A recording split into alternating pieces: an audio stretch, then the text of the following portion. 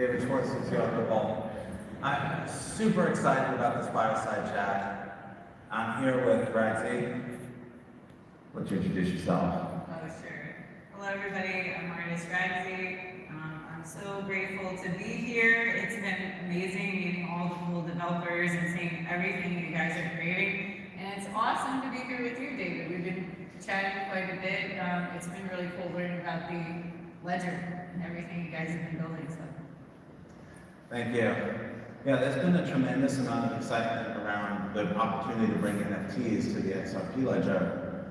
And I'm excited to hear what artists like you are going to be able to bring.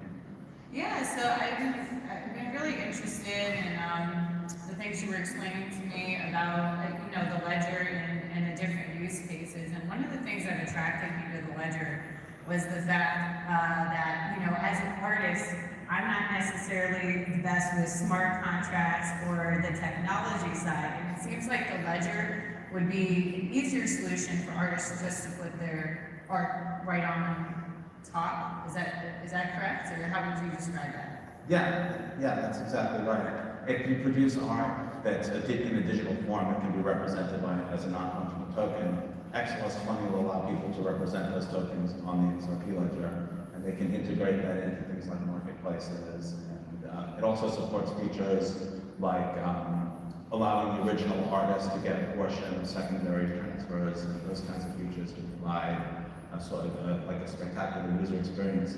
One of the unusual things about NFTs is like if you think about what's happening in the crypto space, most of the target market has been people who are really into the technology. They're really excited about decentralization. They're really excited about cryptocurrencies or about the liberating powers. But it's not really about the user experience. It hasn't been. And when the technology gets mature, what people are excited about is not so much the technology, but what the technology allows them to actually do, and the concrete benefits that they can get. And we haven't really seen that sort of transition to a mass market product. Like if you're a car enthusiast, you want to know how many cylinders it has, is it fuel injected? But but most people go in a car, will it get me to work? I don't want it to break down. They just wanted to provide them an experience that allows them to get what they need done. And I think NFTs are one of the very first opportunities to actually provide end users who may or may not care about the underlying technology an opportunity to just get a really good experience. And I just want to caveat, that's not to say that the technology is not important. If the technology is terrible, then it's something you won't be able to provide the user experience, right? Like as you get popular, you won't be able to scale. You need to have great technology under the hood. But if you want your appeal to be more than just people like, oh, cryptocurrencies are so cool, it has to be, wow, it's this thing that I can do is such an amazing experience. And art is one of the things that has the ability to give people great experiences. Like you think about how a person can have a really great experience. Like you go to see a movie and the movie is really entertaining and engaging, and it's like that art can be that driver of the experience. But you also have to have like good sound. If the sound is crappy, like that's going to take away from the experience, and it's not going to be immersive. So that ability of technology to deliver those amazing experiences is something that NFT and blockchain play together can do. I think it's the first time for this type of technology. Yeah, I'm really excited. I'm excited for it to be live, very, very soon, and to see what opportunities it's going to bring. It's really been, a journey for me personally as an artist, just watching all the new innovation coming out of the space. I truly believe we are in the digital renaissance. For the first time in a long time, we are seeing a shift back to the artist through non-fungible tokens. You're hearing about all these new artists that are emerging out of this digital space, and I think it's something very, very special and something new that hasn't quite been like the artists of the past. The last time we've really seen something like this was the actual Renaissance, where the artists were put on this kind of pedestal, and you hear these old masters. And I really feel like this technology is going to do a lot for all different kinds of artists, all different forms of art, from the fine arts to music to people who create characters for games. And I'm just so excited to see all the cool things that are going to come out of this space. So just in case there's anyone here who's been living under a rock, Jessica's primary medium is Lego, which is just I see a lot of people who are super excited about it. I joke that I'm so happy to be here with a fellow block enthusiast. And she has an interactive, like a wall installation at the manor that I encourage everybody to check out. And that's why, like, it makes this talk so interesting, because that intersection of art and technology, it has always been one of the key ways that technology has really moved people. You know, there are people who can get excited about, you know, megahertz and gigabytes, but the ability of art to inspire and move people is something that, you know, that other things don't have. And technology to deliver art is just one of the biggest ways to get things, you know, to have them really, really inspire people and have them really, you know, change the way people think about their lives. So let's get into it. You want to tell us who you are and how you got into the NFT space, and how does a person become a Lego artist? Sure, I love the block too. You're a block master yourself. I actually got that. I stole that from one of our marketing people. He's like, oh, you guys are both block at this. Like, I'm definitely using that. We should do a contest. We should do a block contest sometime. Do you think you could solve a Rubik's Cube faster than me? You know, it's funny, I used to be able to, when I was in college, I got my time down to about 3 minutes. Really? And there's a wall that you hit at 3 minutes where if you want to, not to get into a Rubik's Cube dissertation, but if you do Rubik's Cube very linearly, like first you do this, then you do this, then you do this, then you do this, you can solve a Rubik's Cube and you hit a 3-minute wall, and to get faster than that, you have to be thinking much further ahead. And I never got to that last part. We should do that next time we'll do a contest. That's pretty good. How to practice. Yeah, so, well, I've always loved art from the time of being a kid. My grandfather was a builder, and his father was a mason, and his grandfather was a mason. So this idea of building and like masonry has been in my family for a very, very long time. And it's funny because as a child, you would think like that I played with like Lego a lot or the belt, and I don't actually remember being so enthusiastic about it, but I always loved art. I actually found the media much later in life, so I like to use different mixed media. And just one night, I had this dream. I made this piece. It was actually called Lego Lincoln, and it was a portrait of Abraham Lincoln made of Lego blocks.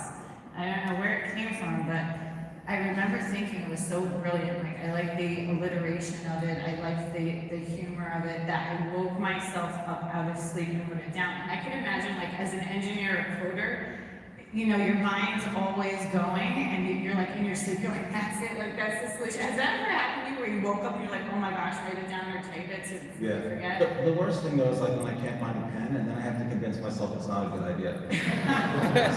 I stole that joke from Mitch Hedberg.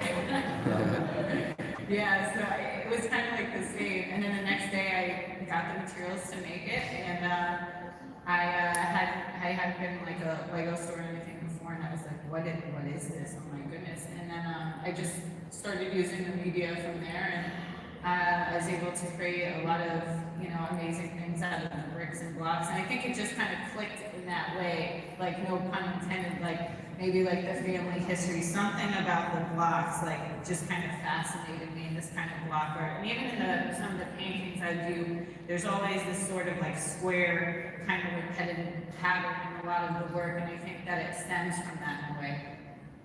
I'm sorry to ask you a question that I'm sure everybody asks me 1,000 times and you get sick of answering it, but why Ragsy? Oh, that's a good question. Well, I actually, when I first started art, like doing art for clients, I was actually a mural artist. I like to go big. I like to do very big pieces, and sometimes unfortunately, the only jobs I would get when I first started out were holiday murals where I had to paint in the freezing cold. So I would wear like 5 layers of clothes because it would be like 14 degrees out, something like that. And I would have to dress in rags, and that's how I got my name, Rags the Artist, which evolved into Ragsy as I started trajecting and got discovered, and my art started building steam in the gallery in the fine arts world. So that's where it comes from. Yeah. I know you didn't ask that question. So there's kind of this separation between the underlying technology and then everything that layers on top of that. Like, you know, just like a movie video, you've got like the projector and you've got the sound system, and then you need the movie, right?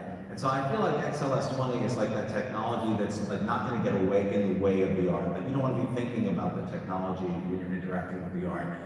We designed XLS20 as like very light, very simple. You don't get bogged down in like complex smart contracts. You kind of get out of the way. And it has the core functions. You need to be able to create NFTs.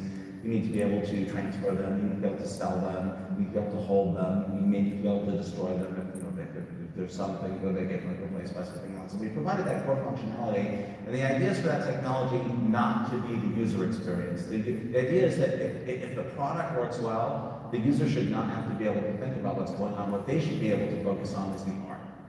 And that's where you come in. Yeah, I think so. I think most people are like, one artist I admire is Andy Warhol because he liked the simplicity of it. And I remember he did an interview, and if you're not aware of who Andy Warhol is, a very famous contemporary artist, and they asked him, like, why are you doing like these soup cans? Why are you doing Coca-Cola? Why aren't you creating something new? And he was like, because it's easier. And right, and I think like that's the mind of a lot of artists, and so maybe I could fiddle with the technology and figure out this creative way, but for someone like me, I don't want to. I just want to create the art and just have it be, and like somebody who's a master of that craft, you're an artist of your own craft, do that kind of work, and me to just focus on what I'm good at, which is just the artistic aspect. So that's really what kind of drew me to this specific technology, because I'm somebody who's not really interested in learning how to make a smart contract, though I admire everybody who does, and wants to learn it, and all these cool features. And I think for different tech and different blockchains are good for different artists. For the type of art that I do, for the fine arts, I feel like the things that I want to do, this might be a good solution for me, but maybe it's not a good solution for you. I think it depends on the artist. I think it depends on what the artist wants to create, what their vision is for their work, what exactly it is, and they can find like the best use case or the best tech that works for them. Totally agree. Right? Yeah, and I should make it clear that if you really do want to get into the weeds with these complex smart contracts, do things that you can only do that way, then that XLS20 is not the right solution. It's not going to be, not all art has to be a movie, not all art, not everything has to be in the same medium. And this is targeted at cases where the user experience is the driver and the blockchain is like the plumbing. What are you doing these days? What projects are you working on? Oh, for me personally, I'm always it's so funny because I usually get a lot of last minute commissions. So I could be in the middle of something. I was working on these two flower, block Lego flower commissions, and then I got called to do something here at Apex, right? And now I got a call to do something else. I'm always working on something in the physical world. For the NFTs, I like to be in the trenches of it. I've been in NFTs for a long time. I first heard about NFTs back in 2017 through the CryptoKitties project. That's when I first learned about it. And I remember my friend called me up and she was like, you have to look at this. They're trading these digital cats. And I thought she was nuts, because at the time I never heard of an NFT. She's like, they're trading these digital cats. And I was like, what are you talking about? And she was like, no, go look it up. It's called CryptoKitties. This was back in 2017. And I looked at it and I was like, oh my goodness, what is this? So I had become familiar with NFTs. I don't even think people referred to them as NFTs back then, right? Yeah, maybe I'm wrong. We didn't think of them as tokens, really. Right. Like you had a cat, you didn't have a token.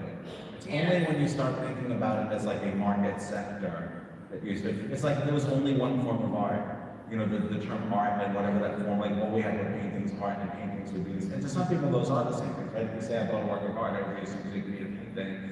So it's it wasn't until people started to think of it as a market sector and products in that market that they said, well, we need to call them something. I think that's when people started saying that they behave like tokens because you can hold it transfer. I see. Yeah, because I don't remember them being referred to in that way. It was this digital art trading, and I was interested in it. It was something I watched for a long time. I got excited when I saw, the CryptoPunks and other things starting to explode in late 2020, and then really take off in 2021. So I've been just really entrenched in the space and kind of getting to learn the other creators, the other, developers, the masters of their craft, the people developing the technology behind these projects. And I just find it, just so amazing, everything that's that's coming out of this industry, but it's coming so fast and it's a lot to take in. So as far as art goes, I already know what I'm doing, but I still have a lot to learn, I feel, in the blockchain space. But do you even feel that way? Because there's such a long way to go. Do you feel like there's still such a long way to go in blockchain that even someone like you feels like everybody in this space still has so much to learn from this new tech and like where it can go and what can be innovated from? Yeah, I think we're at very, very early days, and I think we're starting to see the first opportunities to break out to markets where the target market isn't people who think the technology is exciting. It's people who think what they personally can do with the technology is exciting. You know, like if you think of any technology in the very early days, that people who adopted it were super excited about the technology, and they were saying, "Oh, this technology is so cool. I wonder what I can do with it." Right? And the opposite is what happens when you have mass market. When you have mass market appeal, it's like, "Oh, I have this problem, and you have something that solves it," right?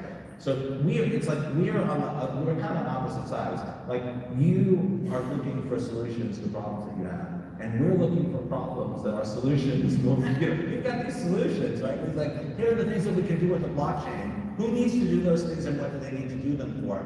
And as I was saying before, like the first people who are attracted to it will be like, "This technology is amazing. Someday we'll find something useful for it to do," right? And I think, and that's why I'm so excited about XRS20 NFTs, because I think it is one of the first cases where you can make a good argument that the technology can actually deliver something that people really need, as opposed to people looking for things they can do with the technology. You know, if you're going to have mass adoption, you're going to have this, like if you look at the adoption of the internet, you look at adoption of automobiles, you look at adoption of television sets. Like at first you have this slow growth period where enthusiasts who are excited about the technology's potential adopting, and then you get this knee in the curve where ordinary people who don't care about the technology are like, "This does something useful for me."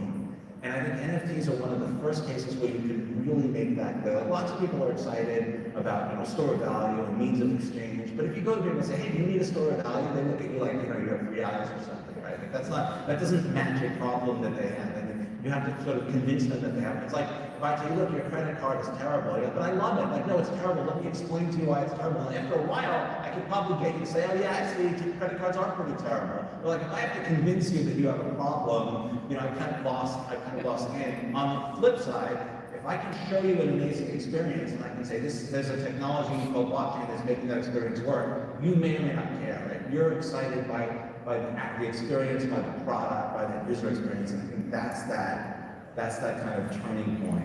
And NFTs are like really the first technology where I think that's very clear. And that's kind of like why we're both here. I'm on the solution side, being like, who has a problem? I have this great technology, but I don't have a problem that it solves, right? Like I'm looking for a problem that fits my solution. And especially in the digital art field, people had these solutions like, I can create this great digital art, but I don't understand how to sell it. You saw like, there's an infrastructure for art that includes things like places that display art, galleries and auctions and so on. So what people would do is they would create digital art and then they would load it into a frame. So there was a physical object that could be sold at the auction.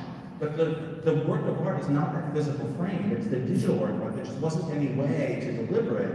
And so what was happening is they were trying to make the existing technologies that were not designed for digital art somehow work for digital art. And this is the opposite. Like, we have a pure digital technology. Let's see if we can use that to deliver digital art to people.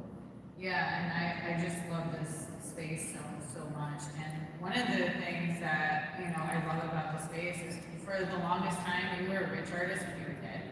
And I feel like this tech is changing that. I love this idea of artists being able to collect royalties when work is resold. I think that's really important. And I think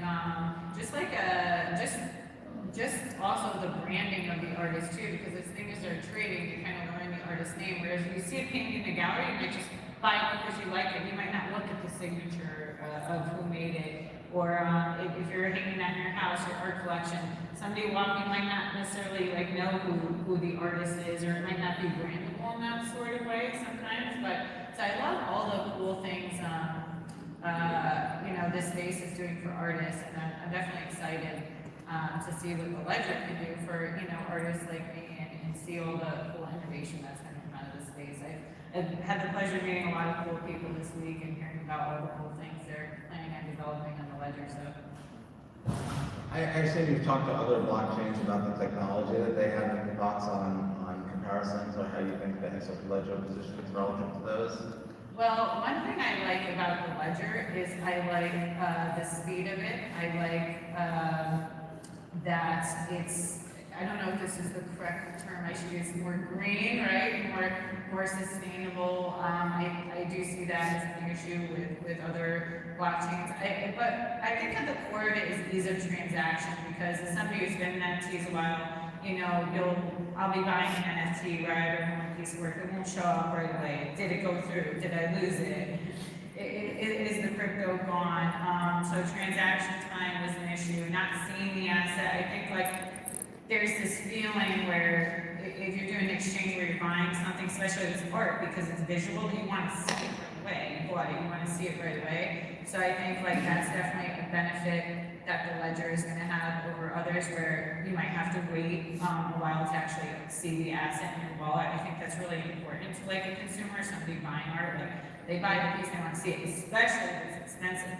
I can tell you, like in the fine arts world too, you know, if somebody's spending a couple $1 million on a sculpture, they want to see it. They want to see it like it's going on the truck. They want to see it's in process, that they're going to actually get that asset or get that painting. And you know, it's a very transparent process where you know, on some blockchains you might buy something, you might not show up for a little while, and that's, I don't feel like that's the best user experience, if that's the correct term. So I'm excited for this because I feel like it'll be easier. I want to provide a good experience for my clients and the people who want to collect my work, that admire my work. I want them to buy a piece from me and then have it like immediately, and it to be this happy experience, not have like a, you know, some kind of panic attack, afraid like they're not gonna end up having it. So I think there are some issues, you know, with blockchain, but I think there's like pros and cons to everybody's. But I think there's room, right? Like all the different tech has different use cases, has different components to it. So I think there's room for all these different chains. I think people just need to pick what's best for them and what's going to work for them and their network and their community and what they're trying to build. You know, you mentioned being able to get a residual on secondary sales as like an advantage of NFTs over like the traditional art space. And in traditional art space, there's a lot of gatekeeping. Like, you know, I can't create a work of art and sell it, you know, without going through intermediaries where I have to convince. And there's nothing more subjective probably than the quality of art, right? And I'm wondering, like, we saw how YouTube kind of like allowed people with videos or people with music to sort of get out without having to go through the input, like, you know, back and forth, things like YouTube. If I produced a video that I thought I wanted people to see, like, I would have to go to cable television or try to, like there was a lot of gatekeeping. And YouTube kind of eliminated that gatekeeping. If I make cool videos, like, people can see them immediately. And I think NFTs have an opportunity to sort of remove some of that gatekeeping. And I'm wondering if that's going to be as significant in the art world as it was in things like music and videos, and even with writing, right? Like, it used to be like, if you want to write something and get it out, the only thing you could do is try to get it published in a newspaper. Like today, anyone can write a blog or put a post on Facebook. I'm wondering if you think like that sort of reduction in gatekeeping is going to be transformative in the art space. You know, it's interesting because you're 100% correct on that in the fine arts. And I do actually see a little bit of that, truthfully, already in non-fungible space. You know, there are maybe like superior platforms and superior groups and things like that. And I do already start to see there is a little bit of that good old-fashioned artistic gatekeeping already trying to take place, already trying to take over the market, right? Because they like to control verified projects and like, right? Which is not just, you know, are you who you say you are, but it's also like, is your art good? Yes. So I do already see that, but I also think you're right in the sense that it's good that anyone can put their art out there, because if your art is good, or it's not if your art is good, art is subjective, right? A bunch of you in here could think my art's absolutely terrible and you would never buy it, right? And somebody in here might think it's amazing and pay $1 million for it. It's all subjective, but your community who wants to buy, you know, your artwork as an artist might uplift the creator. That's where they're getting it wrong too. This is a really, I really believe in this web. They're getting it wrong. A lot of these brands, a lot of these companies, they're so entitled to Web 2. Like, we are this brand and we are worth this amount of money. That's not how Web 3 really works, right? And we know this. And in Web 2, the brand holds the value, but in Web 3, the community uplifts the brand. It's the other way around. And they were getting that wrong. I saw a lot of these brands or these famous artists launching NFTs and they're completely flopped. And people are like, oh, but why this person is so famous or this brand is so famous? Because that's not how it works in Web3. The community uplifts the creator. And that's why I think everybody has an equal shot in this space. Even though there is a little bit of gatekeeping, oh, we're going to verify this and that. But the way Web3 is working, the community can really uplift any creator and make it into a top creator very quick. And I think that's something really special and very powerful and will help eliminate the gatekeeping that we've seen in the past that are now growing. Are there challenges that you faced as you tried to transition from building physical works of art to digital art? Yes, it was hard at first, just raising awareness, because the Web3 space is very different. I think, and you saw a lot of like famous musicians and things like that on NFTs. I think you can't rely on your fame or your following from Web2 necessarily yet. Maybe in the future, maybe when people are able to pay with credit cards all over the place and things like that. But I don't think you can necessarily rely on that audience right now. And I think that's why a lot flopped. I think it was a learning curve for me, building a community, getting entrenched in a community. Luckily for me, I'm into a lot of, tech and science stuff, so a lot of my audience was very much into crypto. So I was lucky in a sense, like I already liked NFTs and I already liked crypto and I like Lego and tech and all these like kind of nerdy things, right? And I had like that kind of following already, which helped me, but it was definitely a learning curve. Like I learned that people aren't just gonna buy something because you had a brand in Web2. You have to reinvent yourself in Web3, and that's something I'm learning, but is very, very special. So at first, like I said, it was a little bit of a learning curve. I was like, what is this? Like, how am I going to sell this? Like, what is the smart contract? What is the blockchain? Oh my goodness, what's going on? But I'm slowly learning and getting better at it. And I think the most valuable thing, whether you're an artist or a developer, you can really learn from other people's mistakes. It's people who kind of just charged in there, made a lot of mistakes really early on, and you can kind of see what they did and learn from their mistakes too to make your project or your art or whatever you're building better in the future. I think you're absolutely right that Lego as a medium has like an appeal to engineers and people who are also interested in blockchain that other mediums might not. Like if you were to do fine art campaigns, I'm sure there's people who love them, but there isn't that sort of intersection with engineering, because like when you're building something at Lego, it's like you're engineering. Like you have structural issues and support issues, not just aesthetic issues. I think it's similar with like the creative process with coding. Like obviously it's much more functionally driven, but there also is a sort of aesthetic to it that leads to resiliency and those other other features that we want in code that makes it not just do something, but also to some extent like beautiful. Yeah, I think it's the same in a way. We were talking about this actually yesterday, where we think the same as an artist when I'm in the middle of a project, like especially if it's made of Lego, I can't just stop in the middle because I'm afraid I'm going to forget my place and I'm not going to be able to finish it. So I will work all through the night. And I would imagine as a coder and engineer, the same way, it's just like they can't just stop in the middle of the code, right? You'll not go to the bathroom, anything just to finish this code. And he's like, you said that was right. It's right? funny how similar our creative processes are. Yeah, so it's like a similar creative process, even though it's an artist and engineer. Artists and engineers have always been able to do the world differently. And I think that's something really special that people miss. People in art, tech, and science will always question everything. How can we make it better? And they always view the world differently. They're always out-of-the-box thinkers. So it's funny how different we are, but how similar artists and engineers or people in tech actually think very much alike. We're just about out of time, so let's start the speed round. Oh, speed round. Oh, I like that. Yeah. You get to go first. Okay. All right, I have a new one. Okay. You could be anybody dead or alive for the week. Donald Trump dead.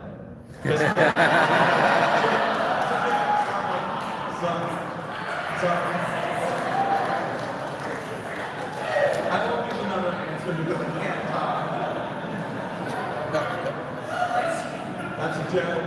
What's your favorite life experience? I built a TIE Fighter set when I was younger. It was a gift from my parents, and my father built it with me, and that experience was just, it could have been any set. The experience is just burned into. How did you get into Legos? Why Legos? Oh, when I was, I had a dream.